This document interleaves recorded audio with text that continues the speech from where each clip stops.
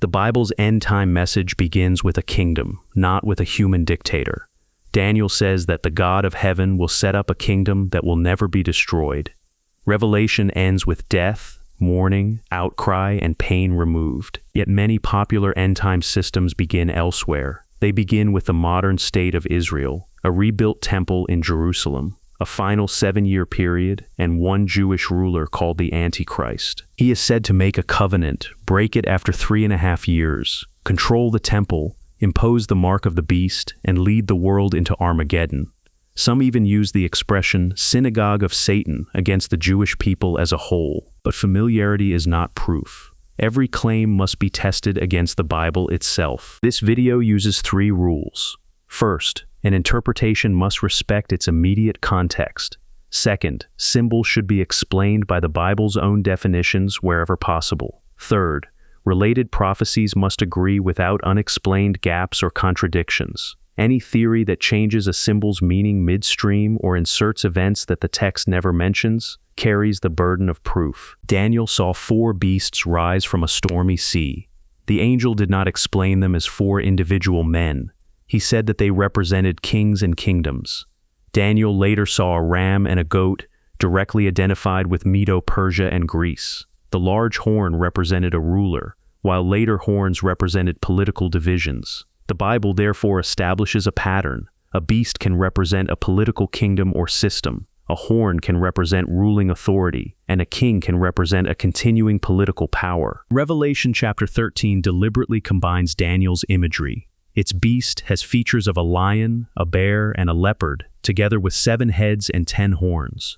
Revelation is combining features of earlier political kingdoms into one worldwide beast. Daniel therefore controls the meaning of the symbol. The beast represents political rulership, not one individual person. Its authority over every tribe, people, language, and nation also makes it larger than any single ruler or country. Revelation identifies the power behind the beast. The dragon gives it power, a throne, and great authority, and the dragon is explicitly identified as Satan. This does not mean that every government official consciously worships Satan. It means that the political system follows the principle Satan introduced in Eden: independence from God's rulership. Satan could offer Jesus authority over the kingdoms of the inhabited earth, and Jesus called him the ruler of this world. The mark of the beast belongs to the same symbolic setting. It appears on the forehead or the hand. Elsewhere in Revelation, God's servants bear God's name on their foreheads. The contrast is between 2 forms of identification and allegiance. The forehead represents public identity and thinking, while the hand represents action and support. The mark is therefore not best explained as a medical device, barcode, or computer chip. It identifies those who give worshipful allegiance to human political rule in opposition to God's kingdom. Revelation calls 666 a man's number. Since 6 falls short of 7, a number associated with completeness, 3 6s emphasize the gross failure of human rule in God's sight. Daniel chapter 2 presents human world rulership as one immense image. The head of gold is Babylon. Daniel chapter 5 shows Babylon being replaced by Medo-Persia, and Daniel chapter 8 directly identifies Medo-Persia and Greece. The iron section fits Rome's crushing power. The image finally reaches feet made of iron mixed with clay, a divided political world containing both strength and internal weakness. The image presents one continuous succession of human world powers. The opening promise now becomes clear. Daniel explains the climax plainly. A stone cut without human hands strikes the image at its feet, crushes every part of it, and grows into a mountain that fills the earth. The stone is not a reformed human government because it comes from outside the image. Daniel says that the God of heaven establishes this kingdom and that it brings all human kingdoms to their end. Human government is not gradually converted into God's kingdom, it is replaced by God's kingdom. Daniel chapter 7 gives the same outcome from another angle. After the beast-like governments are judged, someone like a son of man approaches the Ancient of Days in heaven. He receives rulership over peoples, nations, and language groups. Jesus applied the title Son of Man to himself. The kingdom is therefore given by Jehovah to Jesus in heaven. It does not originate with a government in Jerusalem, Rome, London, Washington, Moscow, or any other earthly capital. Jeremiah states why independent human rule repeatedly fails. A human does not possess the ability to direct his own step independently of the Creator. This does not mean that every government action is equally bad. It means that humans cannot establish permanent righteous rule while separated from Jehovah.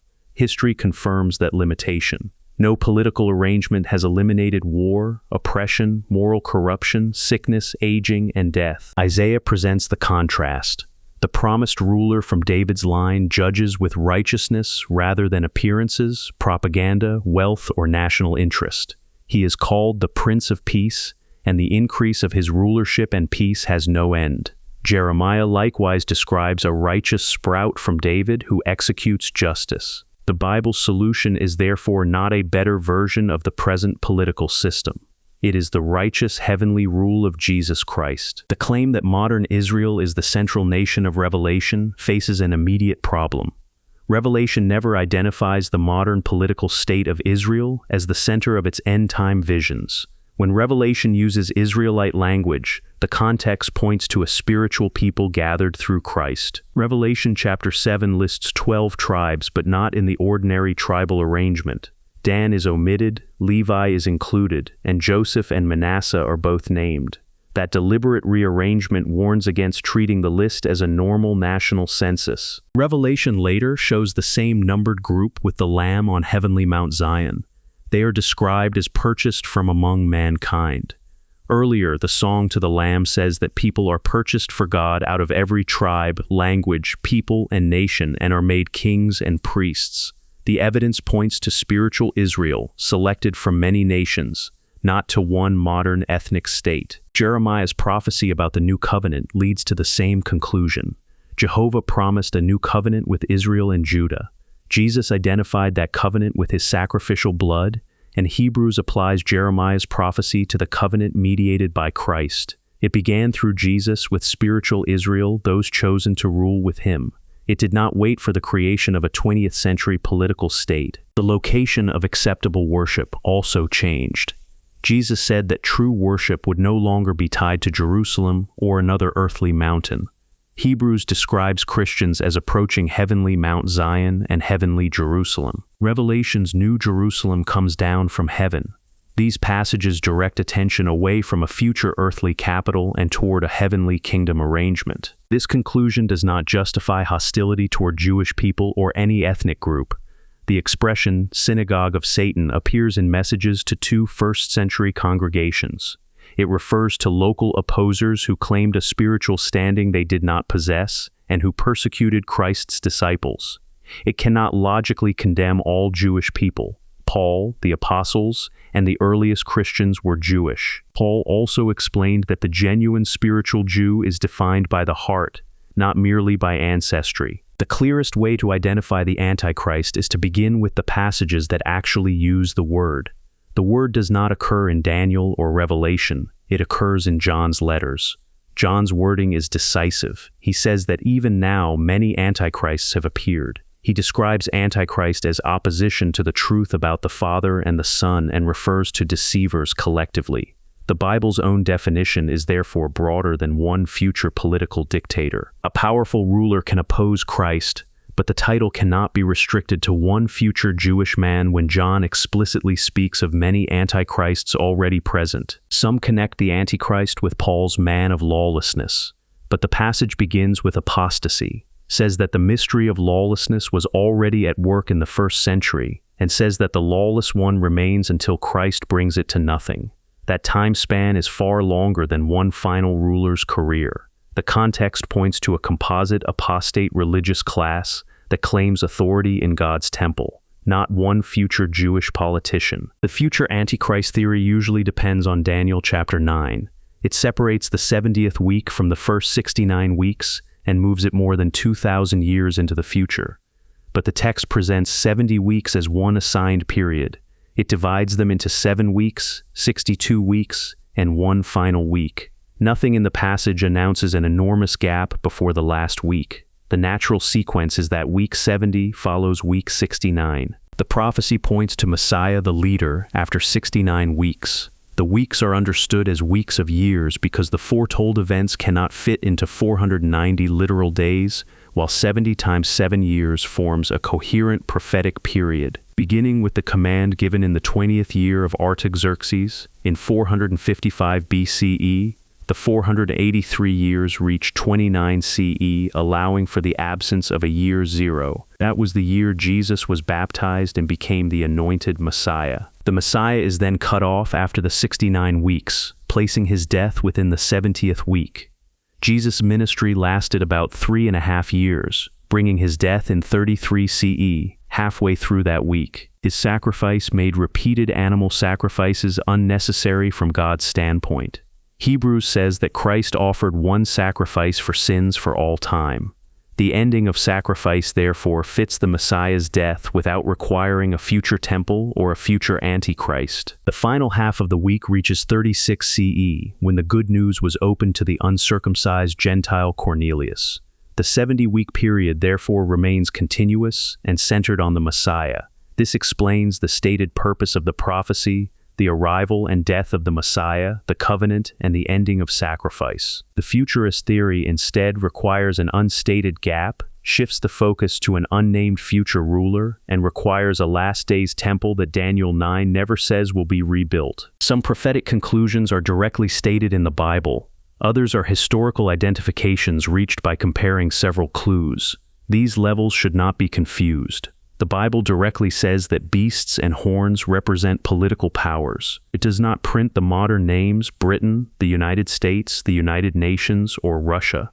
Those names are applications based on sequence, actions, relationships, and historical fit. They should be defended by evidence, not presented as though they appear in the verses. The final dominant power appears after Rome, exists when God's kingdom strikes the image, is portrayed as a dual power with two horns, exercises worldwide influence, and promotes an international image of the political beast. Historically, Britain emerged from the Roman political world and became a world empire. The United States later joined it in an unusually close political and military partnership. The United States took the lead in proposing the League of Nations.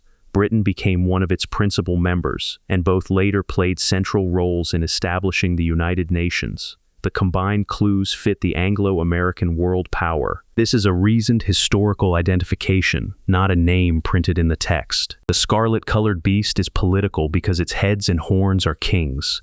It resembles the worldwide political beast, but receives authority from other rulers.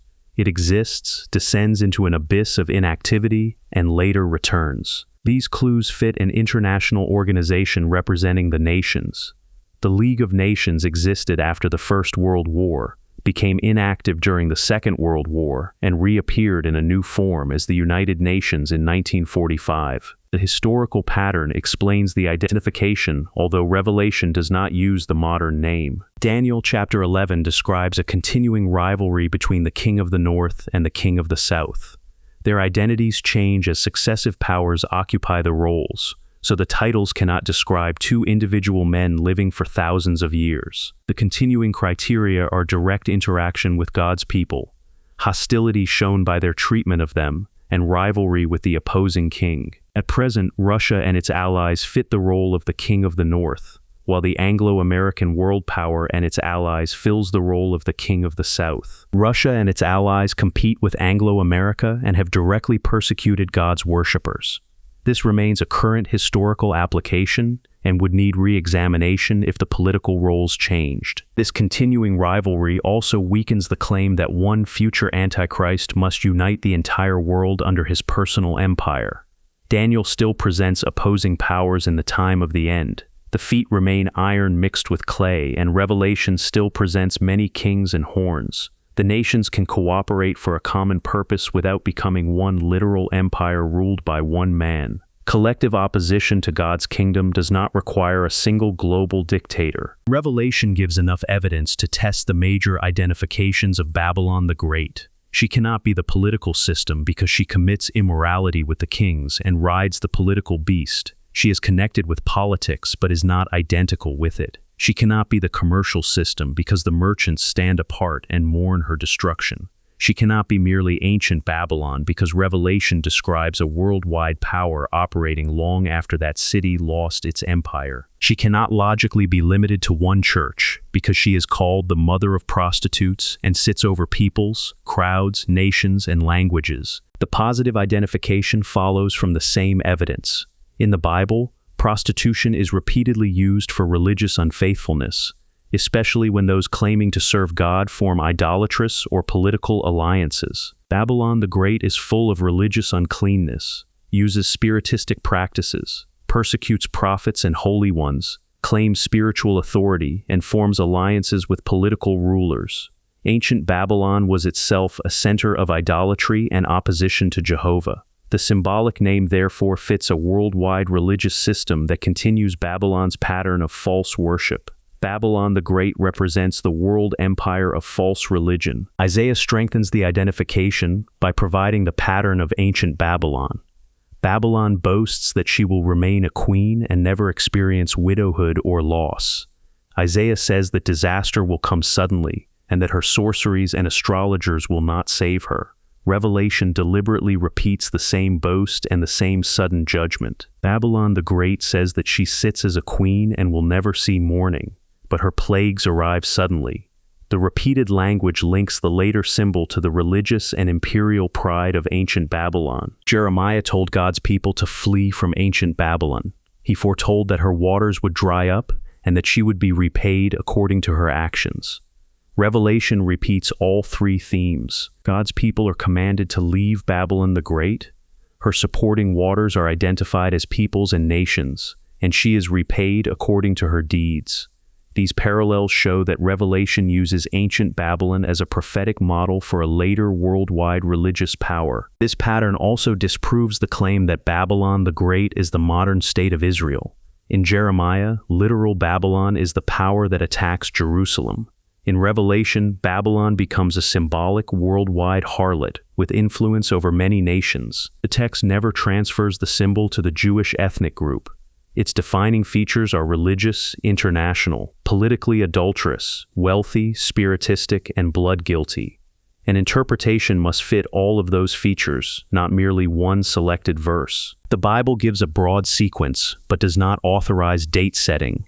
Paul mentions a proclamation of peace and security before sudden destruction. He does not define its exact wording beyond that expression, its political form, or its duration. The careful conclusion is that such a development will occur, while its precise fulfillment must be recognized when it happens.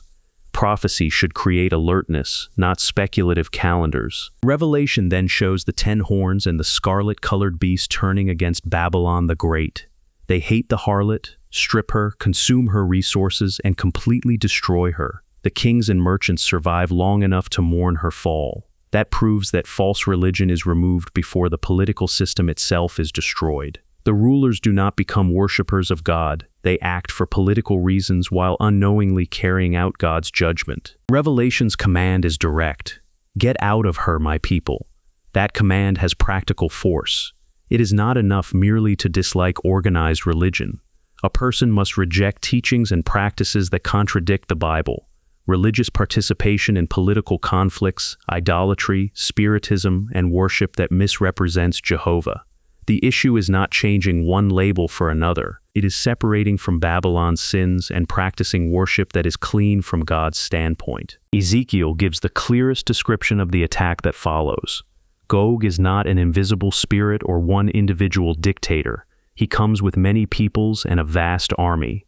After his defeat, he is given to birds of prey and assigned a burial place on earth. Birds do not eat spirit creatures, and spirit creatures are not buried in earthly graves.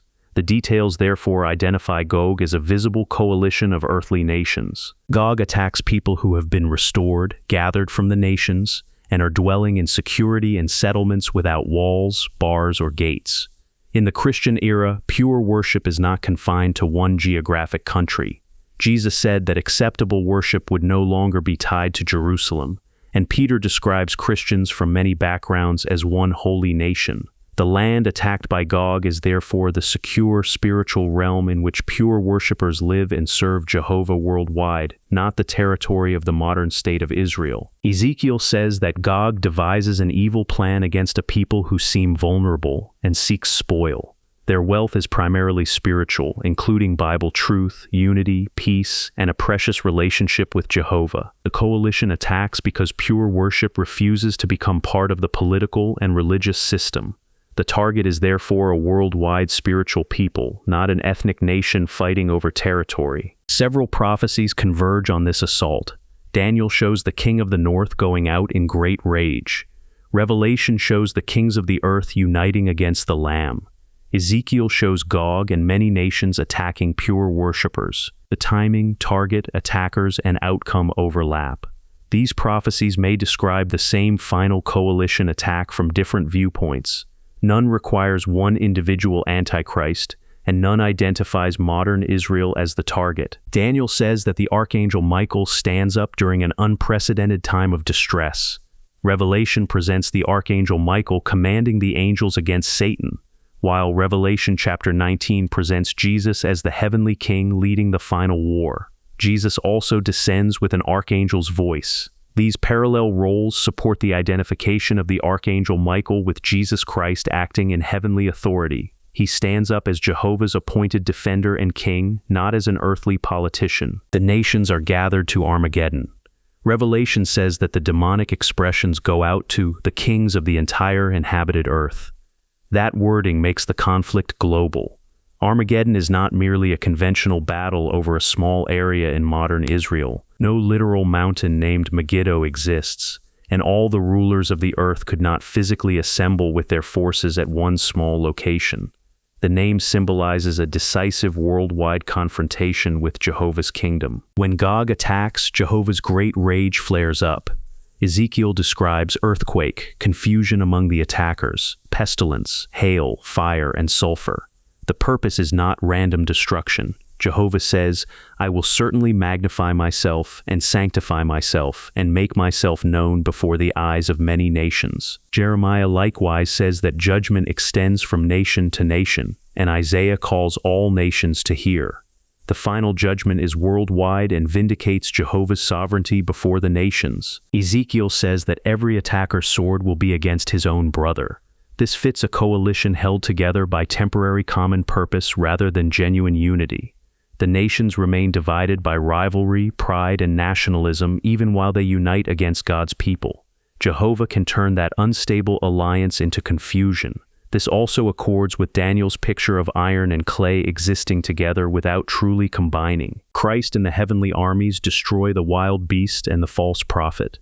The political system is not converted, baptized, or preserved as an earthly partner of the kingdom. It is removed. No king of the north, king of the south, modern Israel, United Nations, or other government becomes God's final earthly government. The kingdom given to Christ and the holy ones replaces them all. This is when Daniel's stone destroys the entire image. After Armageddon, Satan is seized and thrown into the abyss.